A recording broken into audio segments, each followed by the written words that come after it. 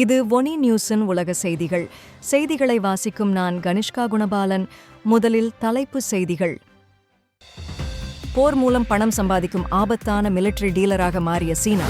அனுரகுமார திசாநாயக்க தலைமையிலான அரசாங்கத்திடம் நட்டீடு கோரிய இந்திய நிறுவனம். செம்மணி மனித புதைக்குழி விவகாரத்தை சர்வதேச நீதிமன்றத்திற்கே கொண்டு செல்ல வேண்டும் என பிரபல தென்னிந்திய நடிகர் சத்யராஜ் தெரிவிப்பு. எதிரி நாடுகளுக்கு உளவு வேலை பார்ப்பதாக கூறி 4 லட்சம் ஆப்கானியர்களை நாடு கடத்திய ஈரான். அமெரிக்க ஜனாதிபதி டொனால்டு டிரம்புடனான கருத்து மோதலை தொடர்ந்து புதிய அரசியல் கட்சியை தொடங்கிய எலோன் மஸ்க். தொடர்வன விரிவான செய்திகள். போர் மூலமாக லாபம் ஈட்டும் ஆபத்தான மிலிட்டரி டீலராக சீனா உலகத்தில் உருவெடுத்து வருகின்றது. அரபு நாடுகளிலிருந்து ஆப்பிரிக்கா வரை, ரஷ்யாவிலிருந்து பாகிஸ்தான் வரை நடைபெறும் போர்களில் ஆயுதங்களை விற்பனை செய்து கோடிக்கணக்கான டாலர்களை சம்பாதிக்கும் நாடாக சீனா மாறியுள்ளது.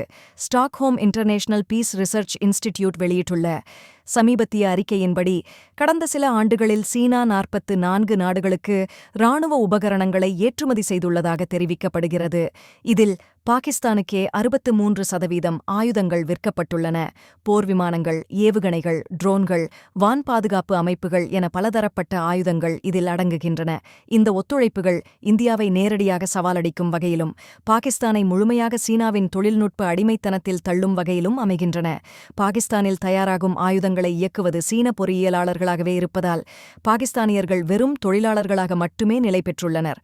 மேலும் பொதுவாக ஆயுதங்களை வழங்கவில்லை என தெரிவிக்கும் சீனா, இரட்டை பயன்பாட்டுக்கான உபகரணங்களை, குறிப்பாக மெஷின் டூல்ஸ் மற்றும் எலக்ட்ரானிக்ஸ் சாதனங்களை ரஷ்யாவுக்கு விநியோகித்து அதன் போர் சாதன உற்பத்தியை தொடர்ந்து நடத்த உதவுவதாக தெரிகிறது.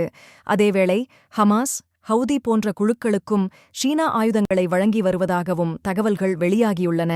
முக்கியமாக சீனக் கப்பல்களை தாக்காத நிபந்தனையின் கீழ் இந்த ஒப்பந்தங்கள் நடைபெற்றுள்ளன என்பது இந்த உறவுகளில் இருக்கும் பயங்கர ஆதாய நோக்கங்களை வெளிக்காட்டுகிறது. இந்தியாவின் முன்னணி தொழிலதிபர்களில் ஒருவரான கௌதம் அதானியின் நிறுவனத்துடன் தொடர்புடைய பசுமை மின்சக்தி திட்டம் இலங்கையில் தற்போது பிரச்சனையான நிலையை எதிர்கொண்டுள்ளது. அதானி குழுமம் முன்னாள் ஜனாதிபதி ரணில் விக்ரமசிங்க தலைமையிலான ஆட்சியில் 442 மில்லியன் அமெரிக்க டாலர் மதிப்பில் மன்னார் மற்றும் பூநகரி பகுதிகளில் காற்றாலை மின் உற்பத்தி திட்டத்தை தொடங்க திட்டமிட்டிருந்தது. இந்த திட்டம் 2025ஆம் ஆண்டுக்குள் 350 மெகாவாட் மின் சக்தியை இலங்கை தேசிய மின் வலையமைப்பில் இணைக்கும் வகையில் இருந்தது. எனினும் புதிய ஜனாதிபதி அனுரகுமார திசாநாயக்க தலைமையிலான தேசிய மக்கள் சக்தி அரசாங்கம் இந்த திட்டத்தை ரத்து செய்தது.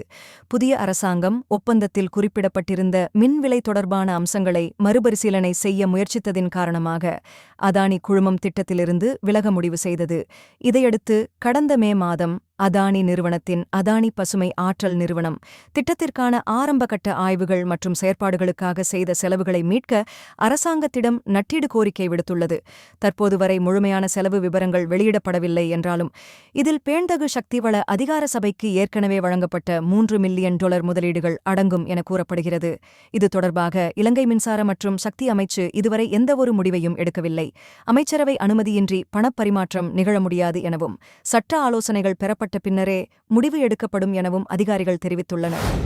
யாழ்ப்பாணம் செம்மணி மனித புதைக்குழி விவகாரத்தில் இந்த கொடூரமான செயலை சர்வதேச நீதிமன்றத்திற்கே கொண்டு செல்ல வேண்டும் என பிரபல தென்னிந்திய நடிகரும் சமூக நீதிக்காக ஒலி எழுப்புபவருமான சத்யராஜ் வலியுறுத்தியுள்ளார். இது தொடர்பாக அவர் வெளியிட்டுள்ள கருத்தில், யாழ்ப்பாணம் செம்மணி சித்துப்பாத்தி இந்து மயானத்தில் இருந்து குழந்தைகள், இளைஞர்கள், பெண்கள், பெரியவர்கள் என பலருடைய எலும்புக்கூடுகள் மீட்கப்பட்டுள்ளதைக் கண்டதும் அது மிகுந்த வேதனையும் கோபத்தையும் ஏற்படுத்துகிறது என்றும் அவர் தெரிவித்துள்ளார். குறிப்பாக அந்த மயானத்தில் வழக்கமாக சடலங்கள் எரிக்கப்படும் வழக்கம் மட்டுமே இருப்பதாகவும் புதைக்கப்படுவதில்லை என்பதாலும் இது ஒரு திட்டமிட்ட இனப்படுகொலைக்கான முக்கியமான ஆதாரமாக பார்க்கப்பட வேண்டும் எனவும் அவர் கூறினார். மேலும் ஒரு பாடசாலை சிறுவன் புத்தகப்பையை தாங்கிய வண்ணம் புதைக்கப்பட்டிருப்பது போன்ற சாட்சிகள் இந்த செயலில் மனிதாபிமானம் என்ற ஆழ்ந்த உணர்வுக்கே இடமில்லை என்பதை வெளிப்படுத்துகின்றன எனவும் சத்யராஜ் வலியுறுத்தினார். இப்படிப்பட்ட செயலை மேற்கொண்டவர்களிடமே நீதியை எதிர்பார்ப்பது தோல்வியே என்றும், எனவே இதனை சர்வதேச நீதிமன்றத்தில் விசாரணை செய்ய வேண்டும் என்றும் அவர் வலியுறுத்தியுள்ளார். இந்த பிரச்சினையை உலக நாடுகளின் கவனத்திற்கு கொண்டு செல்ல தமிழர்கள் அனைவரும் ஒன்று சேர்ந்தே போராட வேண்டிய நேரம் இது எனவும், உண்மையான நீதிக்காக எல்லாம் வல்லவரிடம் அல்ல, மனிதர்களிடையே நீதியை உருவாக்கவே நாம் செயலில் இறங்க வேண்டும் எனவும் அவர் உணர்வுபூர்வமாக தெரிவித்துள்ளார். தாலிபான் ஆட்சி கைப்பற்றிய பின்னர் ஈரானில் புகலிடம் தேடிய ஏராளமான ஆப்கானியர்கள் மீண்டும் தங்கள் நாட்டிற்கு நாடு கடத்தப்பட உள்ள சூழ்நிலை உருவாகியுள்ளது. தற்போது ஈரானில் 40 லட்சத்திற்கும் மேற்பட்ட ஆப்கானியர்கள் புலம்பெயர்ந்தவர்களாக வாழ்ந்து வருகின்றனர். இந்நிலையில் ஈரான் அரசு அவசர உத்தரவாக அங்கு வசித்து வரும் ஆப்கானியர்கள் உடனடியாக நாட்டை விட்டு வெளியேற வேண்டும் என அறிவித்துள்ளது. மேலும் இந்த உத்தரவை மீறினால் அவர்கள் கைது செய்யப்படுவார்கள் என்றும் ஈரான் உள்துறை அமைச்சகம் எச்சரிக்கை விடுத்துள்ளது. இதற்கு காரணமாக அமெரிக்கா மற்றும் இஸ்ரேலுக்கு உளவு வேலை பார்ப்பதாக ஆப்கானியர்கள் மீது குற்றச்சாட்டு எழுந்த நிலையில் 4 மில்லியனுக்கு மேற்பட்ட ஆப்கானியர்கள் விரைவில் ஈரானிலிருந்து நாடு கடத்தப்பட உள்ளனர். கடந்த மாதம் மட்டும் ஐக்கிய நாடுகள் சபையின் இடம்பெயர்ந்த முகமையின் தகவலின்படி தனிமையான பெண்கள் உட்பட 2.5 லட்சத்திற்கும் அதிகமான ஆப்கானியர்கள் ஈரானை விட்டு மீண்டும் தங்கள் நாட்டு மண்ணை நோக்கி திரும்பியிருந்தனர். தற்போது நிலைமை மேலும் பதற்றமடைந்துள்ளதால் ஈரான் ஆப்கான எல்லையில் மனிதாபிமான நெருக்கடி தீவிரமாக உருவாகக்கூடிய அபாயம் நிலவுவதாக தெரிவிக்கப்படுகிறது. அமெரிக்க ஜனாதிபதி டொனால்டு ட்ரம்புடனான கடும் கருத்து மோதலை அடுத்து புதிய அரசியல் கட்சியை தொடங்கியுள்ளார் எலோன் மஸ்க். தமது சமூக ஊடகத்திலேயே அமெரிக்கா கட்சி என்ற புதிய அரசியல் கட்சி தொடங்கப்பட்டுள்ளதை எலோன் மஸ்க் அறிவித்துள்ளார். ஜூலை 4 அன்று மஸ்க் தனது ஆதரவாளர்களிடம் புதிய கட்சியை நிறுவலாமா என்று கேட்டு ஒரு ஒன்லைன் கருத்துக்கணிப்பை வெளியிட்டிருந்தார். அதில் 65.4% பேர்கள் ஆதரவளித்து வாக்களித்திருந்தனர். இதனையடுத்தே புதிய கட்சி தொடர்பில் எலோன் மஸ்க் அறிவித்துள்ளார். நமது நாட்டை வீண் செலவு மற்றும் ஊழலால் திவாலாக்கும் விடயத்தில் நாம் ஒரு கட்சி முறையில் வாழ்கிறோம், ஜனநாயக முறை அல்ல அது. இன்று உங்கள் சுதந்திரத்தை உங்களுக்கு திரும்பக் கொடுக்க அமெரிக்க கட்சி உருவாக்கப்பட்டது எனவும் மஸ்க் பதிவு செய்துள்ளார். வெள்ளை மாளிகையில் ஜனாதிபதி ட்ரம்பிற்கு சிறப்பு ஆலோசகராகவும் அரசாங்க செயல்திறன் துறையை மேற்பார்வையிடுபவராகவும் மஸ்க் முன்னிலைப்படுத்தப்பட்டிருந்தார். ஆனால் சமீப மாதங்களில் இருவரும் இடையேயான நட்புறவு பிரிவை சந்திக்க இருவரும் வார்த்தை மோதலில் ஈடுபட்டனர்.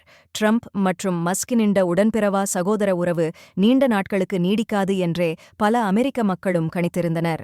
ஜூலை 1 முன்னர் இருவரும் பிரிந்துவிடுவார்கள் என்றும் சவால் விட்டனர்.